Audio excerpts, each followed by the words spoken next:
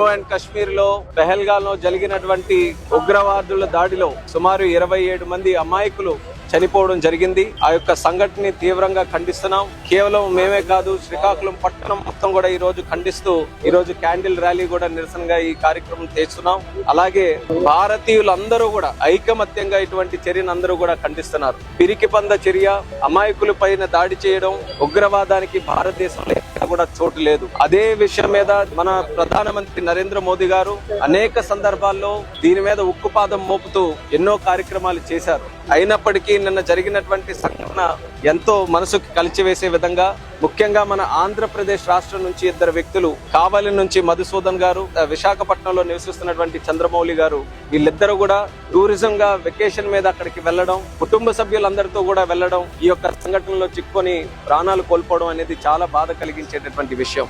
మరి ఆ కుటుంబాలకి ప్రగాఢమైనటువంటి సానుభూతి తెలియజేసుకుంటూ, మరి అలాగే సివిల్ ఏవియేషన్ మినిస్టర్ గా నిన్ననే మన హోమ్ మినిస్టర్ గారు అమిత్ షా గారు వెంటనే మాట్లాడి శ్రీనగర్ నుంచి దేశ నలుమూలల నుంచి ఉన్నటువంటి పర్యాటకులు ఎవరైతే ఉన్నారో తిరిగి క్షేమంగా వాళ్ళ తాలూకా స్వస్థలాలకి చేరుకోవడానికి ఏర్పాట్లు చేయమని ఆయన కూడా ఆదేశాలు ఇవ్వడం జరిగింది. వెంటనే ఎయిర్లైన్స్ అందరితో కూడా మాట్లాడాం. నిన్న రాత్రి అన్ని ఏర్పాట్లు కూడా చేసి ఈ రోజు సుమారు 7 ఉన్న ఫ్లైట్ల కంటే అదనంగా ఢిల్లీకి గాని ముంబైకి గాని అదనంగా ఒక 7 ఫ్లైట్లు వేయించి ఇప్పటికి మనం చూసుకుంటే 4500 ప్యాసింజర్స్ వరకు ఈ రోజు ఒక 30-35 ఫ్లైట్లలో తిరిగి తీసుకొని రావడం జరిగింది. అలాగే ఈ 27 మంది మృతి చెందినటువంటి వారు ఎవరైతే ఉన్నారో వాళ్ళ తాలూకా బాడీస్ కూడా వాళ్ళ కుటుంబ సభ్యులతో పాటు మిగిలినటువంటి వారితో పాటు క్షేమంగా మళ్ళీ తీసుకొని రావడానికి ఎయిర్లైన్స్ తో మాట్లాడి ఆ ఏర్పాట్లు కూడా చేశాం. చంద్రమౌళి గారి తాలూకా బాడీ కూడా విశాఖపట్నం ఎయిర్పోర్ట్ కి 8:45కి చేరుకోబోతుంది.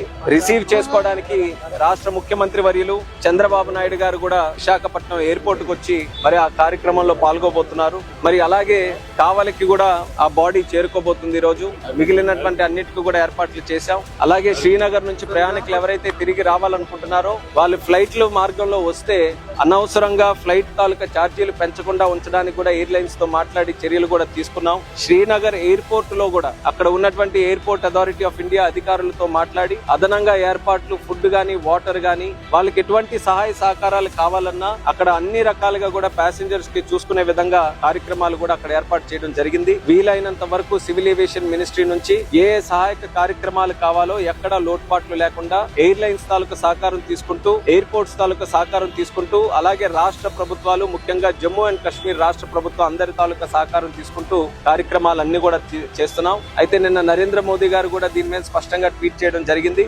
ఎవరైతే ఈ చర్యలకి పాల్పడ్డారో విడిచిపెట్టే ప్రసక్తే లేదు, జస్టిస్ ఖచ్చితంగా చేస్తామని చెప్పి మోదీ గారు చేశారు. మోదీ గారి మీద ప్రతి ఒక్క దేశ పౌరుడికి అందరికీ కూడా నమ్మకం ఉంది. ఆయనతో పాటు దేశం మొత్తం ఈ రోజు నిల్చుంటుంది.